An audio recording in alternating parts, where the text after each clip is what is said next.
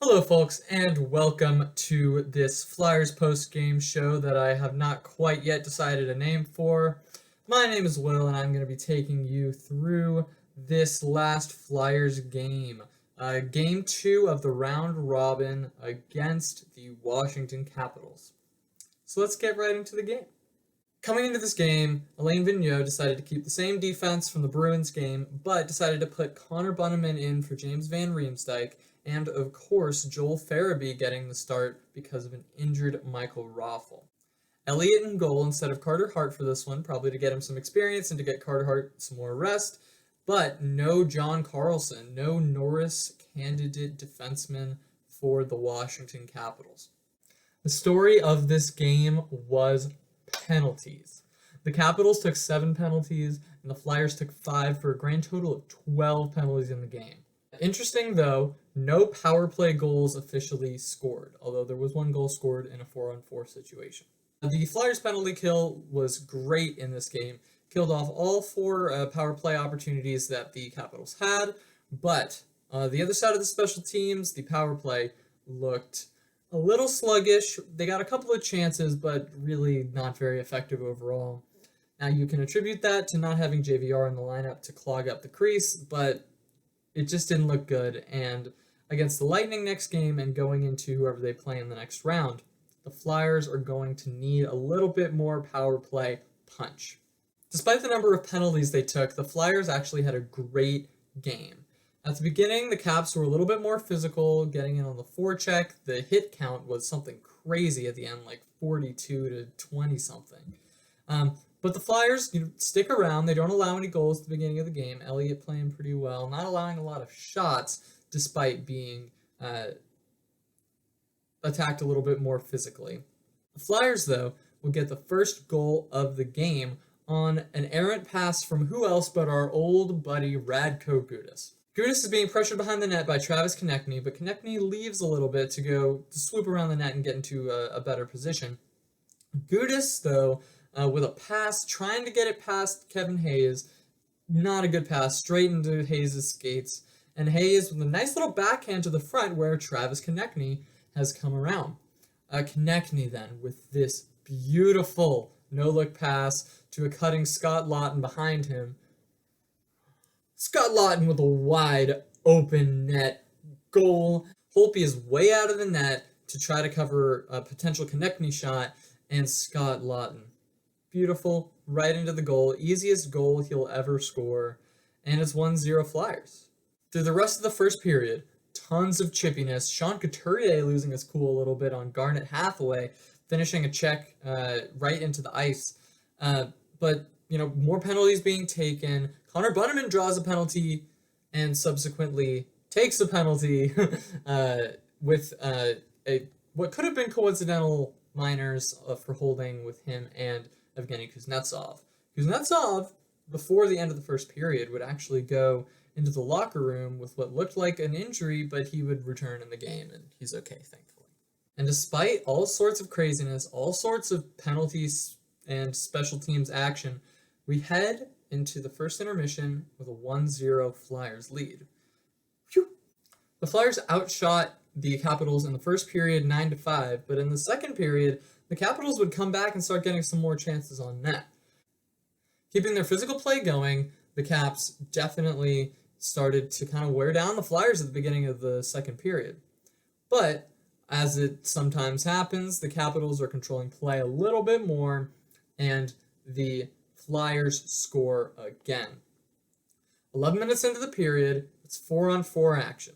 Kevin Hayes ends up with the puck, and he is just stick handling around, folks. He's got, at one point, 3 different Capitals trying to get the puck from him, and they just can't.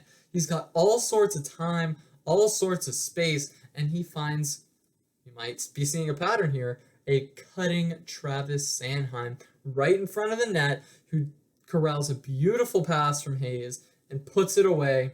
2-0 Flyers. Kevin Hayes, kind of the Flyers MVP through this round robin so far. We all know that he's amazing on the penalty kill, but I don't think that we realized how important he was going to be to this offense on that line with Laughton and Konecny. He has really been the straw that stirred the drink so far for the Flyers during this round robin, and Thank goodness for that.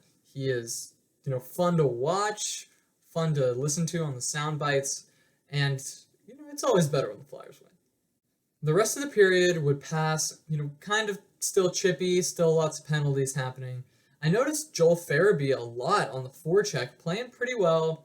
There were some moments where he was out-muscled because he's just not, fully ready for the NHL everyday action like we know he can be.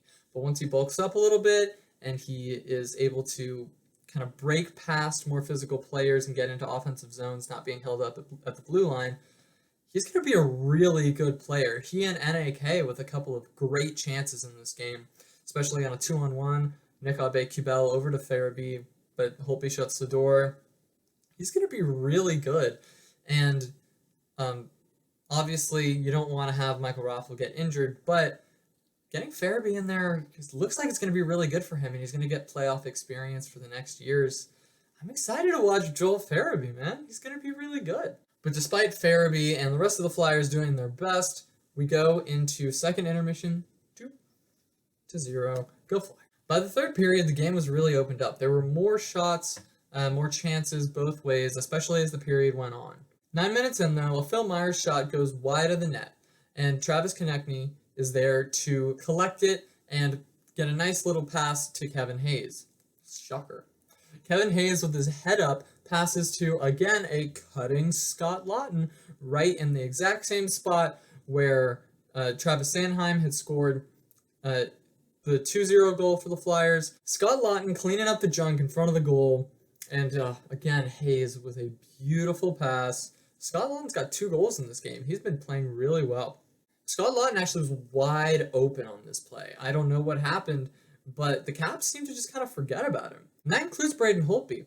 Holtby was not at all ready to come across to get a blocker on that goal, and it just goes to show you, finding the open spots, kind of like a zone defense in football. You just got to find those spots, and all of a sudden, good things will happen. Flyers are up 3-0. It's looking really good.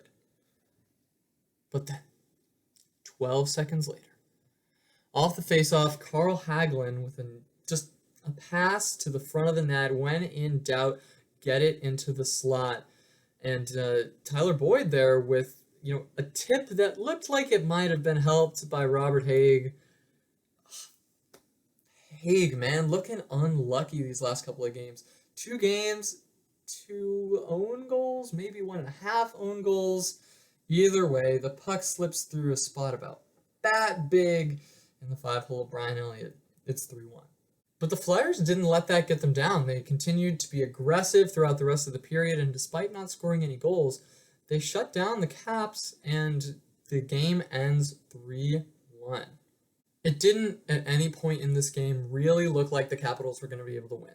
The Flyers look scary good. They are just up and down the ice, wearing teams down, getting their chances, and not allowing a lot of chances against. Brian Elliott with 16 of 17 shots saved today. Great performance. And it's great to see that the Flyers have 2 goalies who can win a game for them right now. We'll see what happens Saturday against the Lightning, but it's looking really good for the Flyers. Takeaways from this game. I already talked about how great Joel Farabee looked on that line with Nick Aube-Kubel. They look like they're really developing some great chemistry. But Connor Bunnaman, mixed bag.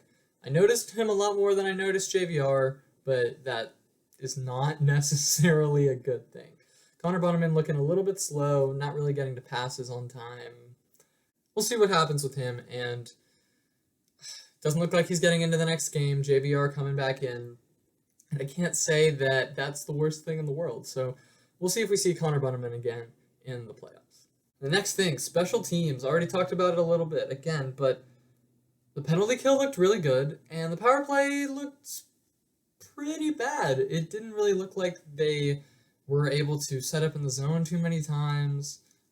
They had less shots than power play opportunities. Less power play shots, I should say. And I'm sure they'll turn it around. Time for a look ahead for the Saturday game against the Tampa Bay Lightning. The Lightning have had the Flyers number for the last couple of years, and we'll see what happens in this one. MoneyPuck.com gives it about an even 50-50 split, but the Flyers honestly don't need to win this game. They've already moved up a guaranteed 2 spots in the standings to have the second overall seed in the East, which is awesome. They started as the 4 seed, and now they've moved up for winning 2 games. It's pretty nice. The line combinations for this game, it looks like JVR is getting in instead of Connor Bonneman, which seems like a good choice. Jake Voracek, though, out with an injury. We can't know what that injury is because of the NHL's policy right now. What are you going to do? Hopefully he's okay. It didn't sound like it was Lane Vigneault's decision to keep him out of the game. So looking like an injury. Hopefully he's back for whatever the first round of the playoffs, official first round, starts. And one more interesting little wrinkle here for this game against the Lightning. Looks like Shane Gostisbehere is going to get into the game instead of Robert Haig, get a little bit more offensive firepower. He'll probably play on the power play some, and I'm excited to see what we can see out of Ghost. He had a really good training camp from all accounts, and he hasn't been able to get into a game yet, so hopefully he looks really good like the Ghost of a couple years ago. He didn't look so great this year, but he got the surgery done on his knee, and fingers crossed, hopefully he looks really good. With Jake Voracek's injury, though, it looks like Joel Farabee might get a shot on the first line and on the first power play unit. That's where the Flyers want him to play eventually, so hopefully he looks good. I'm really excited to see Joel Farabee in this role, and hopefully he and Couturier and Giroux can have some nice chemistry. So that will do it for this one, folks. Thank you for watching. If you liked it, make sure to let me know by clicking the like button or the subscribe button or leaving a comment. This has been really fun. This is my second one, and I hope to do a lot more. So I'll see you after the Lightning game on Saturday. Thanks. The Penguins lost. The Penguins lost. The Penguins lost. The Penguins are out. Watch him win the first overall pick. Jeez.